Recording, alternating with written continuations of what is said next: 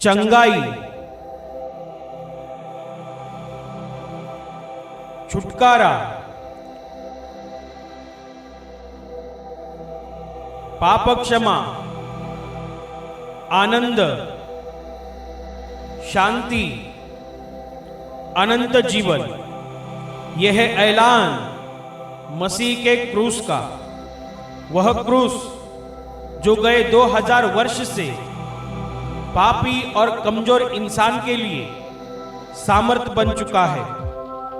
परमेश्वर का पुत्र यीशु मसीह इंसान बनकर 2000 साल पहले धरती पर आया और पापियों की मुक्ति के लिए क्रूस पर बलिदान किया और स्वर्ग के आशीषों को हम पापियों के लिए धरती पर लाया। इसलिए बाइबल कहती है कि परमेश्वर ने जगत से इतना प्रेम रखा कि उसने अपना इकलौता पुत्र दे दिया, ताकि जो कोई उस पर विश्वास करे वह नष्ट ना हो परंतु अनंत जीवन पाए।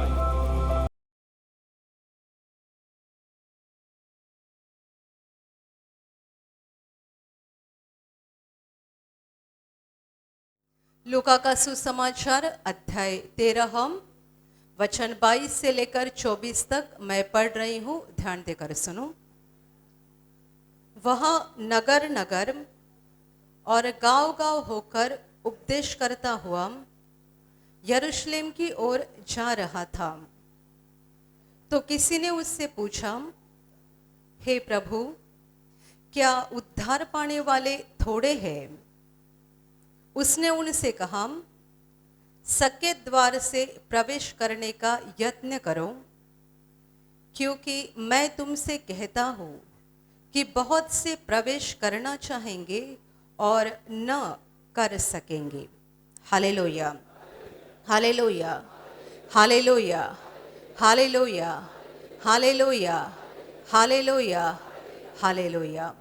मेरे प्यारे भाई और बहनों, जब प्रभु यीशु मसीह 2000 साल पहले इंसान के रूप में इस धरती पर था, तब वो गांव गांव, नगर नगर, शहर शहर घूम रहा था।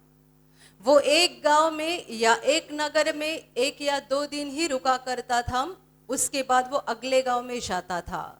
जहां पर वो जाता था वहां पहले वो लोगों के जीवन से दुख को निकाल देता था और उसके बाद वो स्वर्ग के वचन को यानी सुसमाचार को लोगों को बताता था। यही उसका काम था, लोगों के जीवन में चमत्कार दिखाना, यानी उनके आंसुओं को मिटाना, उनके बीमारियों को निकाल देना, अंधों की आंखें खोलना, गूंगे को बोलने की शक्ति देना, लंगड़े को चलने की शक्ति देना, लोगों के जीवन के दुखों को मिटाना और उन्हें परमेश्वर के वचन सिखाना, परमेश्वर की बातें बताना, सुसमाचार बताना। यही 2 काम प्रभु यीशु करता रहा। Hallelujah, hallelujah.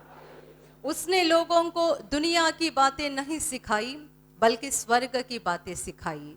और जब प्रभु यीशु गांव गांव, नगर नगर इस तरह से अपना काम कर रहा था, एक काम लोगों को चंगाई देना, लोगों के जीवन से दुखों को निकालना, और दूसरा काम लोगों को परमेश्वर के वचन बताना, सुसमाचार बताना। ये जब चल रहा था तब उसके साथ कई चेले थे। उसने चुने हुए 12 चेले भी थे और इनके अलावा भी बहुत सारे लोग थे जो प्रभु यीशु के पीछे चल रहे थे, हमेशा उसके साथ रहते थे। जहां वो जाता था, जिस नगर जाता था, वो उसके पीछे जाते थे। और ये लोग प्रभु यीशु के वचनों को, उसके उपदेश को बड़े ध्यान से सुन रहे थे। और तब उनमें से एक मनुष्य ने प्रभु यीशु को ऐसा सवाल किया है, प्रभु जी, क्या उद्धार पाने वाले लोग बहुत थोड़े हैं? जिनका उद्धार हो रहा है, अर्थात जिन्हें आत्मा की मुक्ति मिल गई है, जिन्हें पापों की क्षमा मिल गई है और जो मरने के बाद स्वर्ग में जाने वाले हैं, क्या ऐसे लोगों की संख्या थोड़ी है? थोड़े लोग हैं क्या स्वर्ग में जाने वाले? तब इस सवाल पर प्रभु यीशु का जवाब था। यीशु का जवाब क्या है? देखो, सक्के द्वार से प्रवेश करने का यत्न करो। सक्के द्वार, पतला, आसान शब्द है पतला, पतले दरवाजे से अंदर जाने का प्रयास करो, क्योंकि बहुत से हैं जो जाना चाहते हैं पर नहीं प्रवेश कर पाएंगे। Hallelujah, hallelujah. और एक जगह पर प्रभु यीशु ने यह साफ बताया था कि जीवन की ओर जाने वाला जो दरवाजा है, ये दरवाजा बहुत पतला है और उसके अंदर का जो रास्ता है, ये रास्ता भी बहुत पतला, बहुत कठिन रास्ता है। पर ये दरवाजा और ये दरवाजे के अंदर से जो रास्ता शुरू होता है वो हमें जीवन की ओर लेके जाता है, यानी स्वर्ग की ओर लेके जाता है। और जो हमें नरक की ओर, विनाश की ओर लेके जाता है, यह दरवाजा बहुत चौड़ा है और उसके अंदर जो रास्ता है वो भी बहुत चौड़ा है। जो लोग उन पर से चलते हैं उन्हें कठिनाइयां बहुत कम आती है, उनके रास्ते में रुकावटें बहुत कम आती है, उन्हें परेशानियां कम होती है, पर वे जानते नहीं कि ये रास्ता उन्हें विनाश की ओर यानी नरक की ओर लेके जा रहा है। Hallelujah, hallelujah. जब उस मनुष्य ने प्रभु से पूछा क्या उद्धार पाने वाले लोग थोड़े हैं, तब प्रभु ने उसे ये नहीं कहा कि बहुत लोग हैं और ये भी नहीं कहा कि बहुत थोड़े लोग हैं, बल्कि प्रभु का जवाब ऐसा है कि तुम प्रयास करो, तुम कोशिश करो। किस बात की?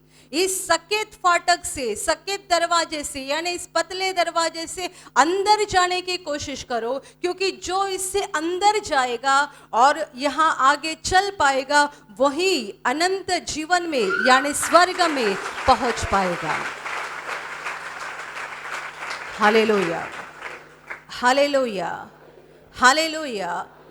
सकेत दरवाजे से अंदर जाने का प्रयास करो, अंदर प्रवेश करने का प्रयास करो। प्रभु बोल रहा है कि बहुत लोग हैं जो इस दरवाजे से अंदर जाना चाहते हैं, कोशिश भी करते हैं, तो भी अंदर नहीं जा सकते हैं। वजह क्या है?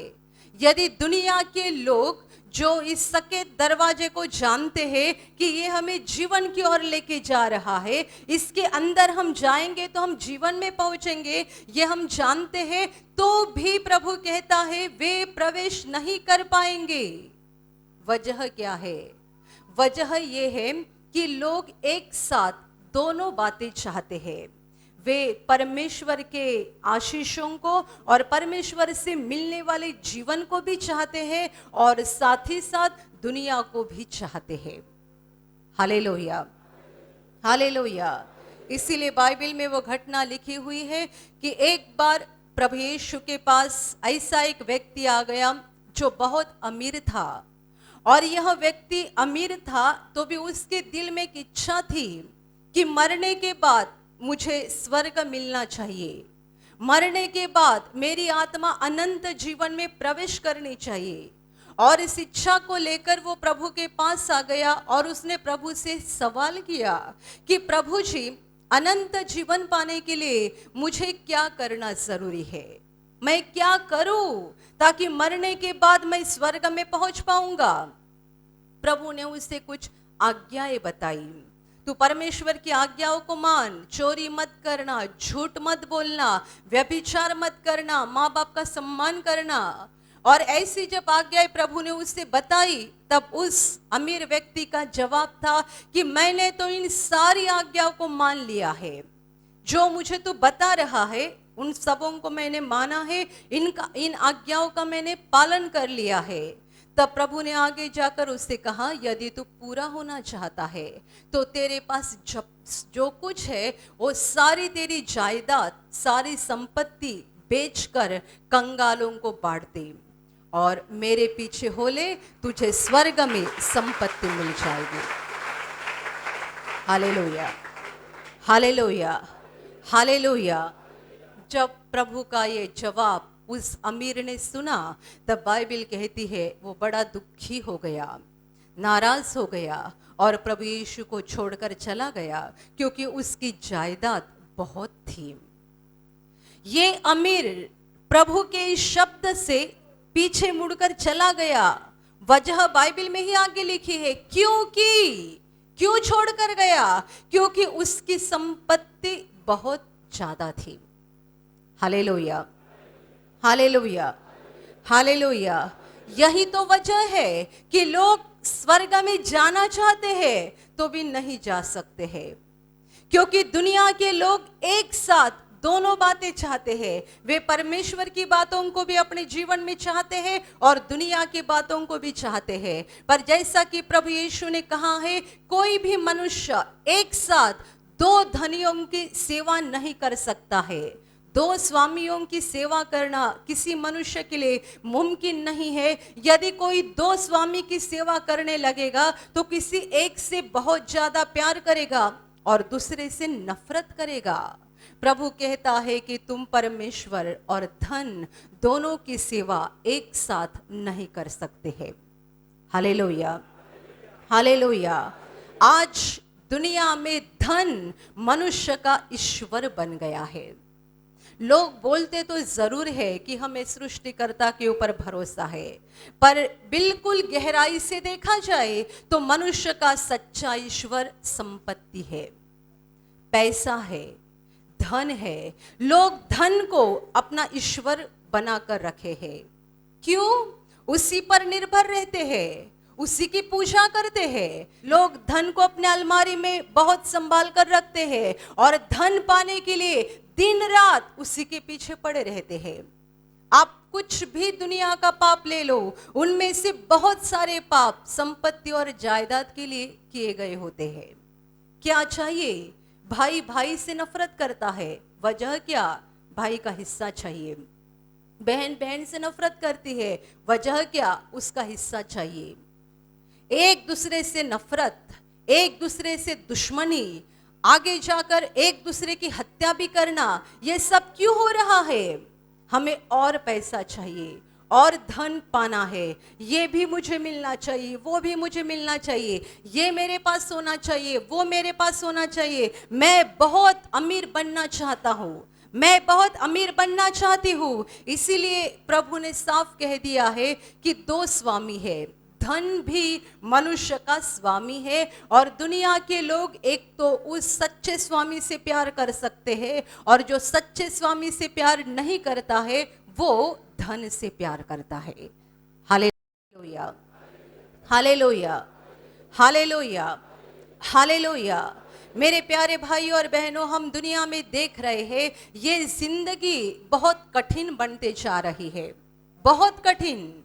इसीलिए प्रभु ने कहा कि सक्रे दरवाजे से, ये जो सकेत फाटक है, पतला दरवाजा, उससे अंदर जाने की कोशिश करो, क्योंकि ऐसे बहुत लोग हैं जो अंदर जाना चाहते हैं पर नहीं जा सकते हैं। तो बाकी लोग कहाँ जा रहे हैं? चौड़े दरवाजे से अंदर जा रहे हैं, वो चौड़े रास्ते से चल रहे हैं। जो रास्ता हमें विनाश की ओर लेके जाता है वह रास्ता बहुत सरल, बहुत अच्छा, आसान और चौड़ा है। उसके ऊपर से चलना बहुत आसान बात है।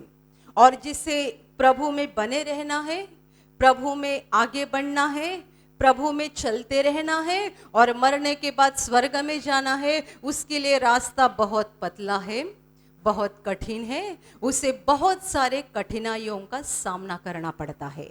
Hallelujah, hallelujah, hallelujah. समझो, यहाँ पर एक भाई है जिसे एक 10 साल से शराब की आदत थी। बहुत कोशिश की, शराब छोड़ नहीं पाए। यहाँ प्रार्थना में आ गए, परमेश्वर का अनुग्रह हो गया, शराब की आदत छूट गई। अभी इस मनुष्य के लिए कठिन बात क्या है? दोबारा जाकर शराब पीना ये कठिन बात है, या शराब से हमेशा के लिए दूर रहना ये कठिन बात है? शराब से दूर रहना ये उसके लिए बहुत कठिन बात है। वापस जाकर शराब पीना कोई भी कठिन बात नहीं है। आप दोबारा शराब पीना चाहते हैं, आपके मन में बस एक बार इच्छा हो जाए, आपका दोस्त खुद शराब की बोतल लेकर आपके घर पे आ जाएगा। बहुत सारे लोगों का यह अनुभव है कि जिन्होंने शराब को छोड़ दिया है, ऐसे लोगों के पास उनके रिश्तेदार आते हैं, उनके दोस्त आते हैं और वो उन्हें बोलते हैं कि हम शराब पीने का खर्चा हम उठाते हैं, तू बस पीने का काम कर। पहले ये अपने जेब से पैसा खत्म करके शराब पीता था, और अभी उसका दोस्त उसे बोल रहा है कि मैं तुझे पिलाता हूं। क्यों? वो एक बार पिलाएगा, दूसरी बार उसको पिलाने की जरूरत नहीं पड़ेगी। आप खुद जाएंगे और अपने जेब में हाथ डाल के पैसा निकालेंगे और खुद पीना शुरू करेंगे।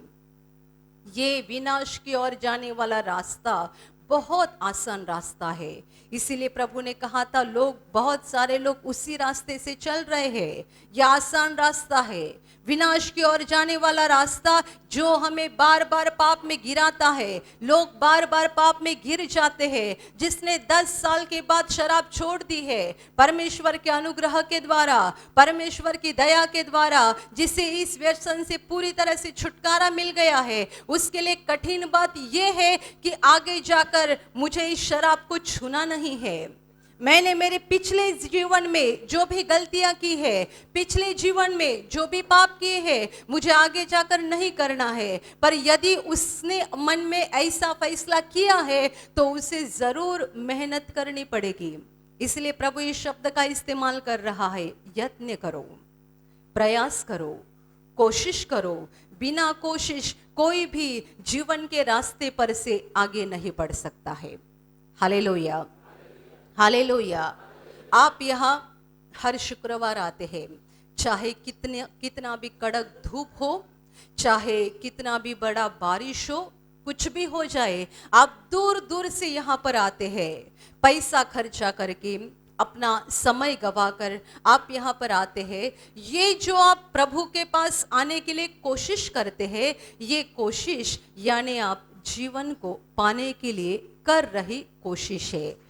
प्रभु यही चाहता है। आप आ रहे हैं, प्रभु के पास आ रहे हैं, कितना भी धूप हो, कितनी भी बारिश हो, कुछ भी हो जाए, आप प्रभु के वचनों को सुनने के लिए आ रहे हैं। इसका मतलब आप जीवन को पाने के लिए कोशिश कर रहे हैं। और बहुत सारे लोग ऐसे भी होते हैं जो कहते हैं, मुझे शराब का व्यसन था, मैं मुक्त हो गया, मैंने वहां मंच पर जाकर गवाही भी दी है, अभी हर सप्ताह जाने की कोई जरूरत नहीं, जैसा मुझे समय मिलेगा वैसा मैं जाऊंगा। मैं बीमार था, प्रभु ने मुझे ठीक कर दिया, मैंने वहां मंच पर जाके गवाही भी दे दी है, और अभी मुझे जैसा जैसा समय मिलेगा वैसा मैं जाता रहूंगा। और मैं आपको बताती हूं, जो लोग बोलते हैं कि जब समय मिलेगा तब हम जाएंगे, उन लोगों को आगे जाकर कभी समय मिलता ही नहीं है। आपको समय मिला इसीलिए आप नहीं आए हैं, आप समय निकालकर यहां परमेश्वर के पास आए हैं। Hallelujah, hallelujah. आप समय निकाल कर आए हैं कि आपके पास कोई काम धंधा नहीं है, कि आप खाली बैठे थे कि चलो आज कुछ काम नहीं है, ऐसे ही खाली बैठे, उससे अच्छा हम प्रार्थना में जाते हैं। आप समय को निकाल कर यहाँ आए हैं, उस जीवन के रास्ते की ओर जाने के लिए, आगे बढ़ने के लिए, उस महान जीवन को पाने के लिए। यीशु बोल रहा है कि हमें कोशिश करना जरूरी है। कोशिश, ये जीवन का रास्ता उतना आसान नहीं है कि कोई हमें पीछे से धकेल दे और हम आगे बढ़ जाए। आप ट्रेन में जब भी चढ़ते हैं तभी कितने बार कुछ कोशिश करने की जरूरत नहीं पड़ती, पीछे से लोग धक्का देकर हमें अंदर लेके जाते हैं। उतरना है तो भी कुछ करने की जरूरत नहीं पड़ती है, लोग पीछे से धक्का देकर हमको उतार देते हैं। ये विनाश के रास्ते की यही हालत है। वहां इतनी सारी भीड़ है ना कि लोग आगे बढ़ रहे हैं, आगे बढ़ रहे हैं। जैसे कि बंबई की ट्रेन में लोग अपने आप अंदर उतर जाते हैं, अपने आप नीचे उतर आते हैं, कुछ करना नहीं पड़ता है। इस ट्रेन में जितनी भीड़ है ना, उतनी ही विनाश के रास्ते के ऊपर भीड़ है, बहुत भीड़ है। लोग अपने आप आगे जा रहे हैं, अपने आप, कुछ करना नहीं पड़ता है, पीछे से उनको धकेला जा रहा है। कौन धकेल रहा है? तुम्हारा दुश्मन और हमारा दुश्मन, परमेश्वर का दुश्मन शैतान, वो धकेल रहा है। वो दिखाई नहीं देता है। शैतान यदि हमारे सामने दिखाई दिया तो हम सावधान हो जाएंगे, पर वो दिखाई नहीं देता है। वो इंसान के अंदर जाता है और इंसान के द्वारा बात करता है। हम सोचते हैं ये मेरा दोस्त है, हम सोचते ये हमारे रिश्तेदार है, हम सोचते हमारा चाचा है, ये हमारा मामा है, ये हमारी मौसी है। बाहर से वो मौसी दिख रही है, मामा दिख रहा है, चाचा दिख रहा है, दोस्त दिख रहा है, बाहर से दिख रहा है, पर उसके अंदर कौन है? शैतान, जो आपको विनाश की ओर लेके जाना चाहता है। जिसने शराब छोड़ दिया है, उसके पास जब भी उसका दोस्त आकर बोलता है कि चल मैं तेरा खर्चा करता हूं, मैं तुझे शराब देता हूं, वो तेरा दोस्त नहीं है, वो आपका दोस्त नहीं है, उसके अंदर से शैतान बोल रहा है। Hallelujah, hallelujah, hallelujah. विनाश की तरफ लोग बड़े आसानी से आगे बढ़ रहे हैं, क्योंकि वो रास्ता बहुत चौड़ा है, वहां बहुत सारी भीड़ है। शैतान की ताकत उन्हें आगे लेके जा रही है, आगे लेके जा रही है, और ये सोचने के लिए भी इनके पास समय नहीं है कि हम कौन से रास्ते पर है, कहाँ जा रहे हैं, आगे क्या है, देखने के लिए समय भी नहीं है। सुबह उठते हैं, चाय पानी करते हैं, काम पर जाते हैं, दिन भर काम में रहते हैं, रात को घर पे आते हैं, टीवी देखते हैं, मोबाइल में समय बिताते हैं, खाना खाते हैं, सो जाते हैं, दोबारा दूसरे दिन उठते हैं, वही काम शुरू होता है। रुकने के लिए, सोचने के लिए समय कहाँ पर है? मैं कौन हूँ? मुझे किसने बनाया है? क्यों बनाया है? क्यों मुझे धरती पर भेजा गया है? मुझे परमेश्वर ने क्यों भेजा है? क्या मकसद है उसका? क्या मैं दिन भर काम करते रहूं और यही पसीना बहा बहा कर एक दिन मैं मर जाऊं? क्या यही परमेश्वर की इच्छा है? मैं मर भी जाऊंगा, मरने के बाद क्या? क्या सब कुछ खत्म हो जाएगा? मरने के बाद मेरा शरीर मर जाएगा, शरीर की मिट्टी बन जाएगी, पर आत्मा का क्या हो जाएगा? कुछ नहीं सोचते हैं। विनाश के रास्ते पर इतना इतना सारा शोर है, शोर। जहां बहुत शोर रहता है, वहां अपना दिमाग शांत रखना बहुत मुश्किल बात होती है। उस विनाश के रास्ते के ऊपर भीड़ बहुत है, शोर बहुत है, और इतना शोर है कि वहां पर लोग सोच भी नहीं सकते हैं अपने बारे में, अपनी जिंदगी के बारे में, अपने शरीर के बारे में, अपनी आत्मा के बारे में सोच नहीं सकते हैं। बस इतना ही वे जानते हैं, काम करो, पैसा कमाओ, गलत रास्ते से भी जाओ पर और पैसा कमाओ, और पैसा कमाओ, अमीर बन जाओ। बस यही जानते हैं, नहीं सोचते कि हम कहाँ से आए, क्यों आए, मरने के बाद क्या हो जाएगा, शरीर मर जाएगा, आत्मा का क्या हो जाएगा, परमेश्वर की मेरे लिए क्या योजना है, क्या चाहता है वो मुझसे कि मैं अपनी जिंदगी में क्या करूं, कुछ नहीं सोच रहे हैं। बस इस शोर में और इस भीड़ में शैतान उनको आगे लेके जा रहा है। Hallelujah, hallelujah, hallelujah.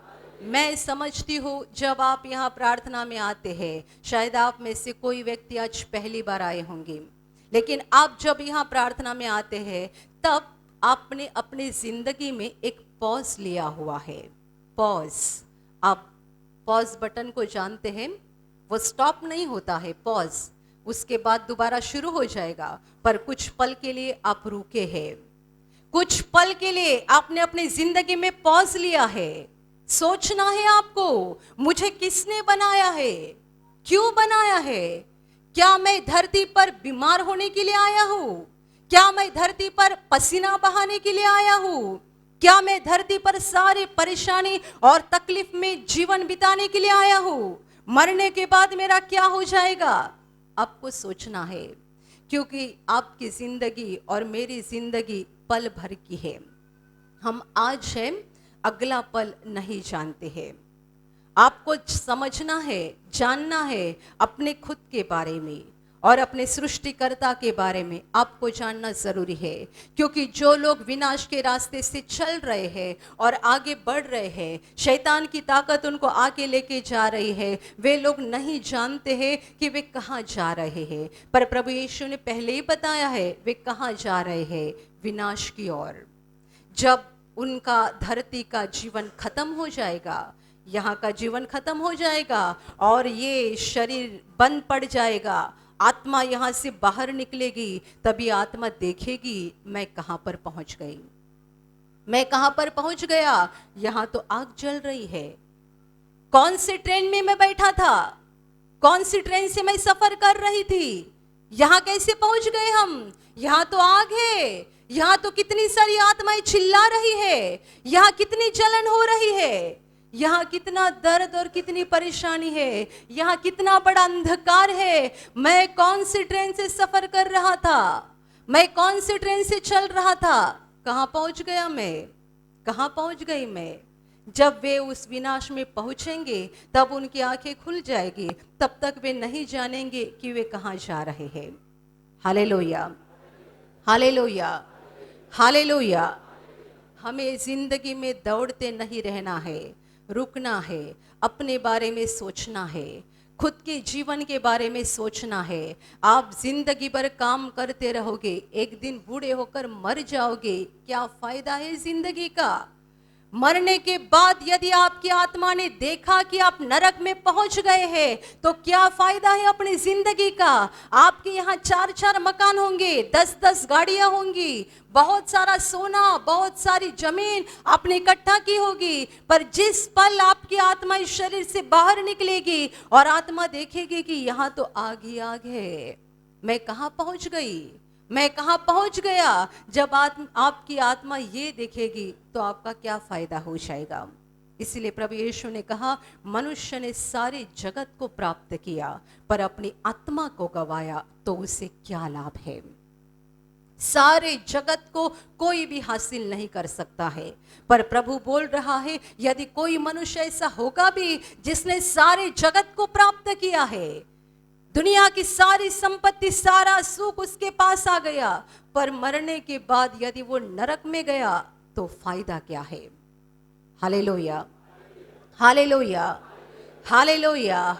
हमें संपत्ति की जरूरत नहीं है, हमें पैसे की जरूरत नहीं है, हमें इस दुनिया के सुख विलास की जरूरत नहीं है, हमें इस दुनिया के संपत्ति और जायदाद की जरूरत नहीं है, हमें स्वर्ग के सच्चे जीवन की जरूरत है जो प्रभु यीशु मरने के बाद हमें देने जा रहा है। Hallelujah, hallelujah. प्रभु यीशु ने कहा था, पुनरुत्थान और जीवन मैं ही हूं, जो मुझ पर विश्वास करके मर जाएगा उसे अंतिम दिन मैं ही जिंदा उठाऊंगा। हालेलुया। वे कितने धन्य लोग हैं, कितने आशीषित लोग हैं जिन्हें मरने के बाद प्रभु यीशु जिंदा उठाएगा और अनंत जीवन में लेगा, जहां पर वे परमेश्वर के साथ अनंत काल के लिए रहेंगे। Hallelujah, hallelujah, hallelujah, hallelujah. हमें धरती पर ज्यादा पाने की जरूरत नहीं है, हमें उस अनंत जीवन को पाने के लिए कोशिश करना चाहिए। हम किसी मनुष्य पर भरोसा नहीं रख सकते हैं, हमारे किसी भी नजदीकी व्यक्ति के ऊपर भरोसा नहीं रख सकते हैं। उस प्रभु यीशु पर भरोसा करो जो हमारे पापों के लिए मरा, उसने मरण को सहन किया, मृत्यु को सहन किया, ताकि हमें भी वो मौत के श्राप से मुक्त कर सके। वो मरा, तीसरे दिन जिंदा हो गया और आज तक वो जिंदा है, और उसने खुद वादा किया है कि जो मुझ पर विश्वास करेगा उसे अंतिम दिन मैं ही जिंदा उठाऊंगा। हालेलुया। वो जिंदा उठाएगा, वो यीशु मसीहा तुम्हें जिंदा उठाएगा, मुझे जिंदा उठाएगा, और आज तक जितनों ने उस पर विश्वास किया है, जो आगे भी करने जा रहे हैं, उन सबों को वो अंतिम दिन जिंदा उठाएगा। Hallelujah, hallelujah, hallelujah. शैतान आपको क्या देगा? पैसा देगा। शैतान आपको क्या देगा? बड़ा बंगला देगा। शैतान आपको क्या देगा? भारी गाड़ी देगा। शैतान क्या देगा? सोना देगा। और शैतान अंत में आपको विनाश में लेके जाएगा। आप क्या चाहते हैं? चुनाव आपके ऊपर है। परमेश्वर किसी पर जबरदस्ती नहीं कर रहा है। आपको पैसा, सोना, जमीन, गाड़ी, सारी दुनिया की धन दौलत चाहते हैं, आप उसे पा सकते हैं और बड़े आसानी से पा सकते हैं। दुनिया में बहुत सारे लोग अमीर बन रहे हैं, बहुत लोग, पर मैं आपको बताती हूँ, जितने लोग अमीर बनते जा रहे हैं गलत रास्ते से, जितने लोग गलत रास्ते से अमीर बनते जा रहे हैं, उन्होंने पहले ही अपनी आत्मा को शैतान को बेच दिया है। बड़े ध्यान से सुनो, आप भी जांच करो कि आपने आपकी आत्मा को शैतान के हाथ में बेच दिया है। लोग अमीर बनते जा रहे हैं, एक रात में लोग अमीर बनते जाएंगे।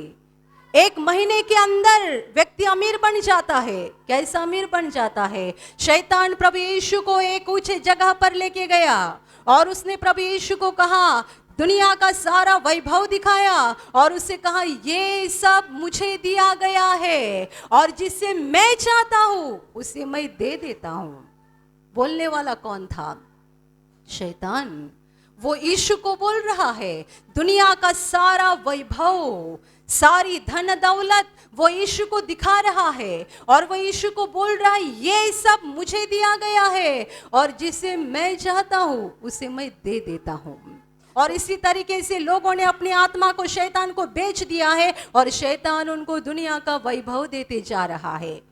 आप भी पाओगे।